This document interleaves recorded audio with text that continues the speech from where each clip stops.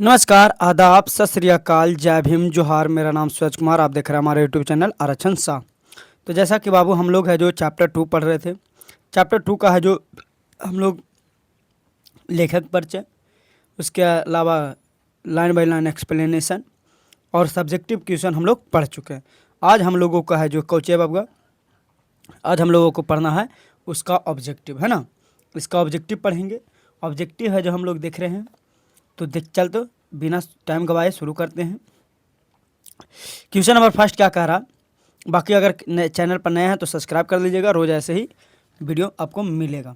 कहता सूबेदार हजारा सिंह के लड़के का नाम क्या था। एकदम नॉर्मल नॉर्मल क्वेश्चन है, एकदम आराम से बना दीजिएगा। देखिएगा कि आप पढ़े हैं तो 30 में कितना सही होता है। ठीक है, हम लोग 30 क्वेश्चन करें। तो कहता सूबेदार हजारा सिंह के लड़के का क्या नाम है। तो कौन नाम था बाबू, बोधा सिंह। क्या नाम था, बोधा सिंह। मान सिंह, किरत सिंह या गिरधार सिंह।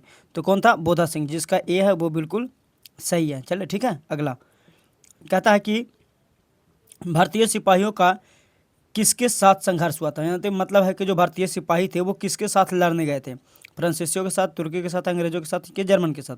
तो किसके साथ, जर्मन के साथ लड़ने गए थे। कोई दिक्कत। आगे है कि सिख राइफल के जमादार लहना सिंह का नंबर क्या था। जो कहता था जब पेपर में आउट हुआ था कि लहना सिंह है जो कैसे हो गया, 77 नंबर का राइफल का मारा गया। तो जो पुलिस होता है उसको नंबर से जाना जाता है। तो इसका नंबर कितना थे, 77। VVI क्वेश्चन है बाबू। क्वेश्चन करा कि सरकार ने सूबेदार को जमीन कहाँ दिया था। संजलपुर, अब अति अलावपुर, लालपुर या लायपुर। तो आप लोग कहानी पढ़े होंगे तो उसमें लायपुर का चर्चा किया गया है ना। अगर आप लोग कहानी नहीं देखें तो जा करके देख लीजिए, लाइन बाय लाइन एक्सप्लेनेशन किया हुआ बहुत बेहतर तरीके से। ठीक है, अगला क्वेश्चन क्या कह रहा है कि बोधा सिंह के पिता का नाम क्या था। बोधा सिंह के पिता का नाम क्या था। बजीरा सिंह, लहना सिंह, हजारा सिंह या कीरत सिंह। तो कौन था, हजारा सिंह ना थे। बोधा का पिता कौन थे, बजीरा सिंह। कौन थे, बजीरा सिंह। बोधा सिंह के बेटा बजीरा सिंह थे। ठीक है, अगला क्वेश्चन नंबर 7 कहता है जर्मन के पलटन को किसने मार गया था। तो किसने मारा था बाबू, तो लहना सिंह मारे थे बंदूक के कोना से, है ना। आगे कहता है क्वेश्चन, अच्छा, कि बिना फेरे घोड़ा बिगड़ता है और बिना लड़े सिपाही। यह पंक्ति किस कहानी से है।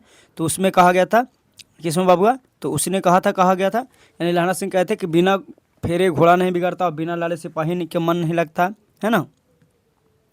क्वेश्चन नंबर 9 क्या कह रहा है कि उसने कहा था शीर्षक कहानी का लेखक कौन है। तो उसने कहा था कहानी के लेखक है चंद्रधर शर्मा गुलेरी जी है। किसी ने कौन है, चंद्रधर शर्मा गुलेरी।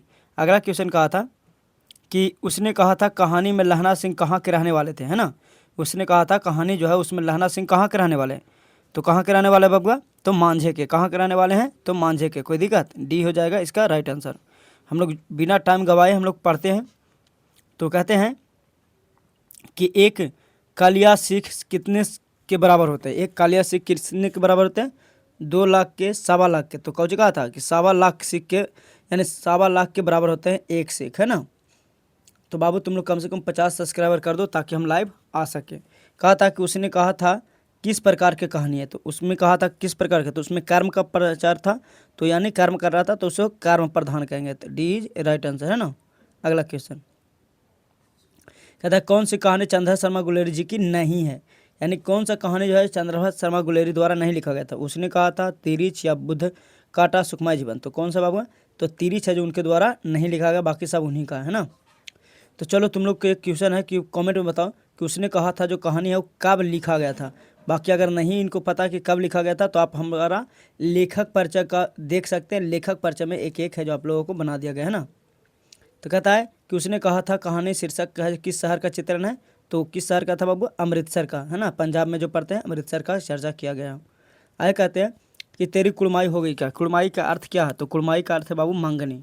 कुड़माई का अर्थ क्या है, मंगनी है। तो बी हो जाएगा इसका राइट आंसर। आगे कहते हैं कि चंद्रधर शर्मा गुलेरी की कितनी कहानियाँ हैं। चंद्रधर शर्मा गुलेरी जी की कितना कहानियाँ, 3, 10, 50 या 100।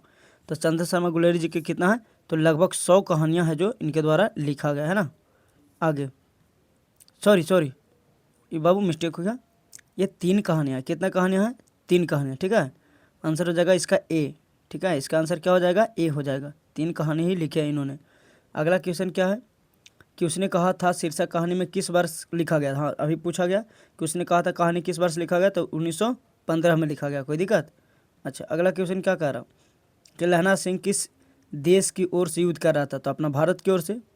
अच्छा, यहाँ है इंग्लैंड, रूस, फ्रांस। अच्छा, ये ऑप्शन गलत पड़ गया बाबू, भारत की ओर से है जो लहना सिंह क्या हो रहे थे, लड़ रहे थे। अगला क्वेश्चन कहते हैं कि पलटन के विदूषक कौन था, तो पलटन के विदूषक है जो लहना सिंह था, बजीरा सिंह था, उधम सिंह है या बार्क सिंह था, तो बजीरा सिंह था। कौन था? बजीरा सिंह। ठीक है। अगला क्वेश्चन नंबर 21 कौची कह रहा है कि हिंदी कहानी के विकास में मील का पत्थर किसको कहा गया, तो मील का पत्थर उसने कहा था, कहा गया उसने कहा को कुछ कहा गया, मील का पत्थर कहा गया।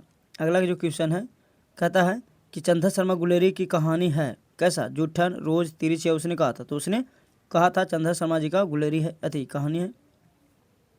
आगे कहते हैं कि चंदा शर्मा गुलेरी के किसके अभिभावक बनकर मेयो कॉलेज अजमेर में गए थे, तो किसके अभिभावक बनकर, राजा भोज सिंह के, राजा हरि सिंह के, खेतड़ी कानावाली के, राजा जय सिंह के या राजगुप्ता का, किनका, तो ये गए थे तो राजा भोज का, है ना, राजा हरि सिंह का, यानी बीज हो जाएगा राइट आंसर। अगला क्वेश्चन, बाकी आप लोग नहीं पढ़े हैं तो हमारे चैनल पर जा करके पढ़ सकते, पूरे कहानी को लाइन बाय लाइन एक्सप्लेनेशन कर देगा। अगर वीडियो अच्छा थोड़ा सा भी लग रहा है तो लाइक कर दीजिएगा, शेयर कर दीजिएगा। उसने कहा था शीर्षक कहानी के किसने कहा था कि आदमी उत साड़ी केलों को डाल दे, तो किसने कहा था, तो सूबेदार हजारा सिंह। ठीक है। अगला क्वेश्चन कह रहा है कि उसने कहा था कहानी है युद्ध की कहानी, दिव्य प्रेम की कहानी, प्रेम में बलिदान देने की कहानी, या इनमें से सभी, तो इनमें से सभी हो जाएगा, क्योंकि इसमें युद्ध की कहानी भी है, प्रेम की भी कहानी है और प्रेम में बलिदान देने की भी कहानी है ना, तो इसलिए इसका डी हो जाएगा बाबू। अगला क्वेश्चन है, एक मिनट, क्वेश्चन नंबर 26 कहता कि निम्न में से कौन सी रचना गुलेरी जी की नहीं है, सुखमय जीवन, बुद्ध का कांटा, उसने कहा था हरे का हरे नाम, तो हरे का हरे नाम इनका नहीं है, बाकी सब इन्हीं का है कहानी जो। आगे कहते हैं क्वेश्चन नंबर 27 कि उसने कहा था कहानी का नायक कौन है, उसने कहा था कहानी का नायक किसको कहते हैं, जो मुख्य पात्र होता है, यानी कहानी में जो मुख्य भूमिका निभाता है, उसने कहा था लहना सिंह था, है ना। कहता है कि लहना किस कहानी का पात्र है, तो उसने कहा था, अभी तो जस्ट पढ़ा कि उसने कहा था कहानी का मुख्य पात्र है। अगला कहता है कि सूबेदारनी किस कहानी का पात्र है, तो सूबेदारनी भी उसने कहा था कि कहानी का पात्र है। अगला क्वेश्चन है कि बजीरा सिंह किस पात्र की कहानी है, तो बजीरा सिंह भी उसने कहा था कि है। अगला कहता है सिंपल क्वेश्चन है कि निमोनिया से मरने वाले को मुरब्बा नहीं मिला करते, यह पंक्ति किस शीर्षक कहानी का, तो बस उसने कहा था नॉर्मल। क्वेश्चन नंबर 32 है ना, एक मिनट रुक जा। क्वेश्चन नंबर 32 कह रहा है कि देखते नहीं है रेशम के गढ़ा हुआ सालू, यह किस पंक्ति के शीर्षक की कहानी है, तो बस उसने कहा था मैं जो सूबेदारनी है वो कहती है, जो 8 साल के होते हैं वो कहता है कि देखे दिख नहीं रहा तुमको गढ़ा हुआ सालू, है ना। अगला क्वेश्चन कहता है कि उसने कहा था कहानी में पोल्हूराम कौन था, तो चौकीदार, डाक बाबू, किसान या सिपाही, तो चौकीदार था पोल्हूराम कि डाक बाबू था, डाक बाबू भी हो जाएगा इसका राइट आंसर। अगला क्वेश्चन है कि उसने कहा था कहानी में किस युद्ध का उल्लेख किया गया है, तो द्वितीय विश्व युद्ध का, किस युद्ध का, द्वितीय विश्व युद्ध का, तो तुम लोग कमेंट में बताओ कि द्वितीय विश्व युद्ध कब से कब तक चला था। अगला क्वेश्चन कहता है कि लहना सिंह किसके सिर पर गोद रखे हुए थे, तो अच्छा कीरत सिंह हजारा सिंह के, है ना, किनके सिर पर, हजारा सिंह के, है ना। बाकी बाबू आप लोग कमेंट कीजिए कि 36 में कितना सही हुआ। आज हम लोग 36 क्वेश्चन करें, कल से हम लोग क्या करेंगे, तो तीसरा चैप्टर पढ़ेंगे संपूर्ण क्रांति, जो जयप्रकाश नारायण द्वारा लिखा गया है। तो फिर मिलते हैं, अगर वीडियो अच्छा थोड़ा सा भी लगा हो तो लाइक कीजिएगा, शेयर कीजिएगा। फिर मिलते हैं अगले एपिसोड में। Bye bye, tata, good bye.